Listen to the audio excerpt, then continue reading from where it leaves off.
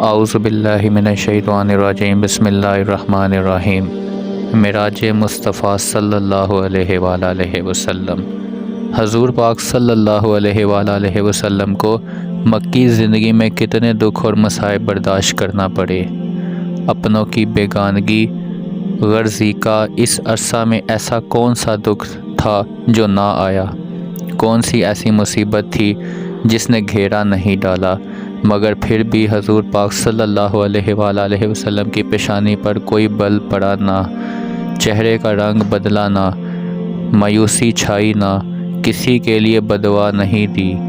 آخر رب قدوس جل مجادہ کے ضابطہ الہٰ کا ظہور ہوا۔ انما العسر یسرا، ہر دکھ کے ساتھ سکھ ہے۔ قدرت نے اپنے محبوب پاک کے لیے عزت فراز کی، قدر و منزلت کے دروازے کھول دیے۔ ہجرت کے 3 سال، 1 سال یا 1 سال 5 ماہ قبل معراج کرائی گئی۔ شق القمر رد الشمس، جس الشمس کے معجزات کی طرح معراج النبی بھی معجزہ کرا نار کرا زمہریر پر سے گزرا۔ آسمانوں کا عروج، جنت دوزخ کی سیر، دیدار الہی اور لمحات میں آنے جانے کو محال نہ سمجھا جائے کہ معجزہ عقل میں نہیں آتا، ایمان میں سماتا ہے۔ اس عظیم معجزہ کا ظہور جب شریف کی 27ویں شب کو ہوا۔ بعض علماء نے تاریخ میں اختلاف کیا، مگر ابن قتیبیہ، علامہ ابن عبد البر، امام رافی، امام نووی، عبد الغنی مقدسی نے ماہ مبارک رجب شریف ہی قرار دیا ہے۔ علامہ زرقانی نے کہا لوگوں کا اسی پر عمل ہے، کیونکہ اصول یہ ہے کہ جب کسی بات میں اختلاف ہو جائے اور کسی دوسرے کی ترجیح پر دلیل قائم نہ ہو تو بزدن غالب وہ قول صحیح ہوگا جس پر عمل درآمد ہوا ہو اور جو لوگوں میں مقبول ہو۔ آیا مبارکہ ترجمہ میں آپ کے سامنے پیش کر رہا ہوں۔ پاک ہے وہ ذات جس نے اپنے خاص بندہ محمد صلی اللہ علیہ وآلہ وسلم کو رات کے قلیل حصہ میں مسجد حرام سے مسجد اقصیٰ تک سیر کرائی تاکہ نشانیاں دکھائیں، بے شک وہ سننے والا اور دیکھنے والا ہے۔ اس سفر میں مقدس کے 3 نام ہیں: اسراء، معراج، اعراج۔ اس سفر میں مقدس کی منزلیں بھی 3 ہیں: مسجد حرام سے مسجد اقصیٰ تک، مسجد اقصیٰ سے صدرہ تک، صدرہ سے عرش اعلیٰ تک۔ اس سفر مقدس کے مسافر کی حیثیتیں بھی 3 ہیں: شان بشریت، شان ملکیت، شان حقیقت۔ اس سفر میں مقدس میں سواریاں بھی 3 ہیں: براق، سیری، رفرف۔ حدیث شریف: ایک رات حضور پاک صلی اللہ علیہ وآلہ وسلم حضرت ابہانی کے گھر میں آرام فرما تھے۔ یکجا ایک چھت پھٹی اور حضرت جبریل امین علیہ السلام اترے۔ آپ کے ہمراہ اور بھی فرشتے تھے۔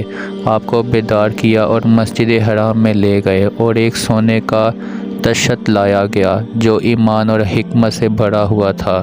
وہاں مسجد حرام میں لے جا کر آپ کا سینہ مبارک چاک کیا گیا اور قلب مبارک کو نکال کر زمزم کے پانی سے دھویا گیا، اور جو سونے کا تشت لایا گیا تھا وہ ایمان اور حکمت سے بھرا ہوا تھا۔ اس ایمان اور حکمت کو آپ کے دل میں بھر کر سینے کو سی دیا گیا اور دونوں شانوں کے درمیان مہر نبوت لگائی گئی۔ پھر آپ کے سامنے براق لایا گیا جو خچر سے چھوٹا اور گدھے سے کچھ بڑا، سفید رنگ برق رفتار تھا، جس کا ایک قدم مفتاحِ نظر پر پڑتا تھا۔ حضور پاک صلی اللہ علیہ وآلہ وسلم اس پر سوار ہو کر مسجد اقصیٰ شریف پہنچ گئے۔ بعض روایات میں یہ بھی ہے کہ حضور پاک صلی اللہ علیہ وآلہ وسلم سوار ہونے لگے تو براق شوہی کرنے لگا۔ جبریل امین علیہ السلام نے کہا براق تیری پشت پر رسول پاک صلی اللہ علیہ وآلہ وسلم ہیں، تو وہ پسینہ پسینہ ہو گیا۔ سیرت مصطفیٰ صلی اللہ علیہ وآلہ وسلم۔ بعض روایت میں یہ بھی ہے کہ حضور پاک صلی اللہ علیہ وآلہ وسلم سوار ہوئے تو جبریل علیہ السلام آپ کے ردیف پیچھے تھے۔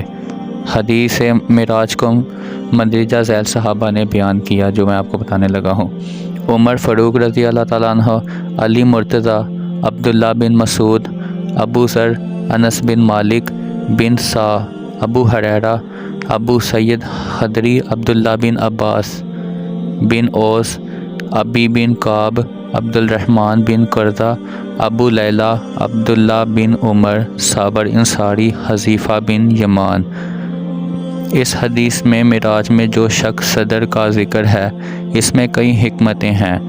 یہ ایک بھی ہے کہ قلب انور میں بالفعل قوت پیدا ہو جائے کہ آسمان مشاہدات اور دیدار الہی میں کسی قسم کی وقت پیدا نہ ہو۔ حضور پاک صلی اللہ علیہ وآلہ وسلم کے قلب مبارک کو جسم مبارک سے باہر نکال کر رکھا جانا اور حضور پاک صلی اللہ علیہ وسلم پر موت کا طاری نہ ہونا بھی کمالات نبوت سے ایک ہے۔ یہ بھی غور کر لیا جائے کہ دل نکالا گیا ہے، مگر خون کے بہنے کا کسی حدیث میں ذکر نہیں ہے۔ جو کمالات محمد میں یہ سے ہے، جس ذات والا صفات کے دل نکال لینے سے موت طاری نہیں ہوئی، اس کی روح مبارک قبض ہونے سے کیوں ضروری ہے کہ موت طاری ہو؟ جنگ احد میں زخم لگنے پر خون کا بہنا، شب معراج سینہ پاک شک ہونے پر خون کا نہ بہنا بھی کمالات نبوت سے ہے۔ یہ صورتحال حضور پاک صلی اللہ علیہ وآلہ وسلم کی دو مختلف حیثیتوں کو اجاگر کرتی ہے۔ خون کا بہنا بشریت اور شک صدر میں نہ بہنا نورانیت کی دلیل ہے۔ دوران سفر نوافل کی ادائیگی۔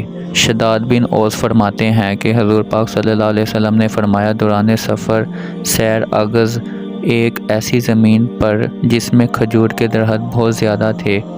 جبریل امین نے کہا، حضور پاک صلی اللہ علیہ وسلم یہاں اتر کر نماز نفل پڑھ لیجئے۔ میں نے اتر کر نماز پڑھی۔ جبریل امین نے کہا کہ یہ یثرب مدینہ منورہ ہے جہاں آپ ہجرت کریں گے۔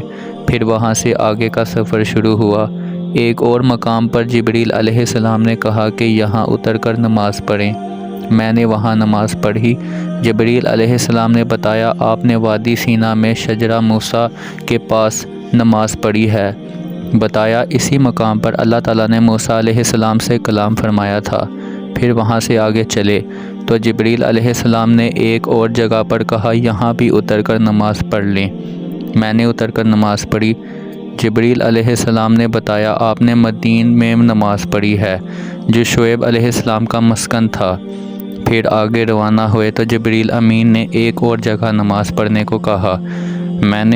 میں اترا اور وہاں بھی نماز پڑھی۔ جبریل نے بتایا، یہ بیت الحم ہے جہاں عیسیٰ علیہ السلام کی ولادت ہوئی تھی۔ ان مقامات پر نماز کا پڑھنا برکت لینے کے لیے ہو سکتا ہے تو برکت دینے کے لیے بطریق اولا ہو سکتا ہے کہ ان مقامات کو نوازنے کے لیے یہ عمل ہوگا۔ جزاک اللہ۔